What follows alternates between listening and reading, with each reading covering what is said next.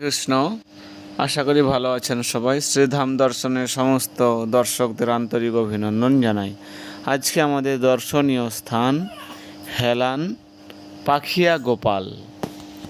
এর নাম পাখিয়া গোপাল হলো এবং তার সমাধি দর্শন করব। গুরুর শক্তি, গুরুর প্রচারকে করে একমাত্র শিষ্যরাই তার প্রচার করে তাকে প্রচার করে সমস্ত জগতের কাছে বিদিত করে। আর সেই গুরুর শক্তি পরীক্ষা করবার জন্যে নিত্যানন্দ প্রভু নিজে মধ্যাহ্নকালে আসলেন, এসে বললেন যে আমি জগন্নাথের দেখেন আনন্দবাজারে গেলে মহাপ্রসাদের কত সুন্দর সুগন্ধ বেরোয়। হে গোপাল, আমার খুব ক্ষুধাও লেগেছে, আর তোমার যা ভোগ সামগ্রী এগুলো আমি খাবো না। আমি জগন্নাথ দেবের ডাইরেক্ট গরম গরম অভরা বেরোচ্ছে, ওই অভরা আমাকে এনে খাওয়াতে হবে। আর ইতিমধ্যে অবিরাম ঠাকুরও জানতে পেরেছে যে নিত্যানন্দ ঠিক এই গোপালের কাছে আসবে, উনি ওখান থেকে চলে আসছে।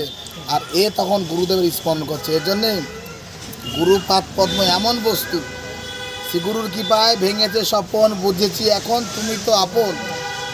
এসে তখন তাল গাচ্ছিল, সেই তাল পাতার থেকে অবিরাম ঠাকুর বললেন দুটো তাল পাতা, বলা মাত্রই সব সাথে পড়ে গেলেন, কেটে দুটো পাখা বানিয়ে বললেন যা গোপাল, উড়ে চলে গেল সেই পুরী ধামে।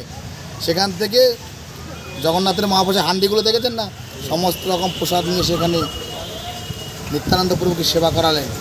সেবা করানোর পরে নিত্যানন্দ প্রভু খুব সন্তুষ্ট হলেন।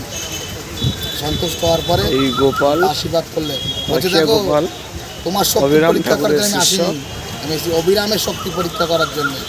এর জন্য গুরুদেব হচ্ছে নিত্যানন্দ প্রভুকে পুরী থেকে তালপাতায় করে ডানা দিয়ে এইখানে এই স্থানে বসে সেই নিত্যানন্দকে পুরী থেকে মহাপ্রসাদ তালপাতায় এনে এখানে সেবা করালেন। জগন্নাথের প্রসাদ অভরা এনে খাইয়েছিলেন। তালপাতা পাখির মতো ডানা মেলে গেছিল বলে এই গোপালের নাম হয়েছে পাখিয়া গোপাল। বর্তমানে এটি ভগ্ন প্রায়। আগে শোনা যায় এখানে মন্দির ছিল, মন্দিরটা এখন নেই, এখন বাজার কমিটি দেখে সব নোংরা ফেলে। বৈষ্ণবগণ এখানে দর্শনে আসেন।